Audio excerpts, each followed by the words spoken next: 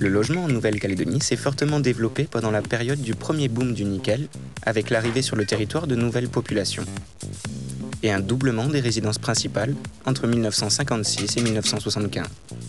En revanche, pendant la période des événements, le rythme est retombé. Après les accords de Matignon, le nombre de résidences principales a repris pour finalement atteindre, après l'accord de Nouméa, une croissance annuelle en logement de 2,6%.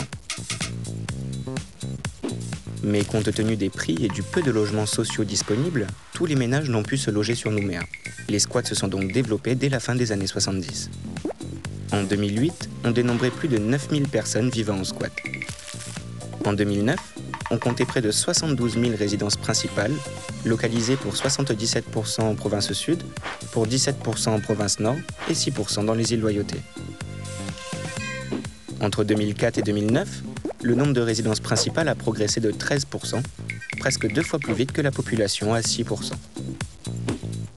Ceci s'explique notamment par le phénomène de décohabitation, c'est-à-dire que des personnes formant un même foyer cessent d'habiter sous le même toit, mais aussi par les migrations interprovinces pour trouver du travail.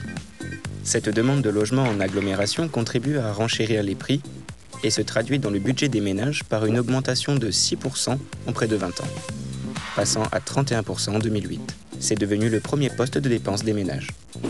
Les ménages qui deviennent propriétaires ont une traite moyenne de 112 000 francs par mois, tandis que les locataires paient un loyer mensuel hors charge d'environ 88 000 francs. 62% des Calédoniens sont propriétaires de leur logement.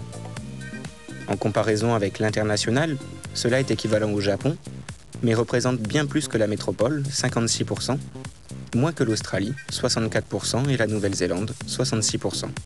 Ceci est à relativiser car sont comptabilisées les constructions en tribu.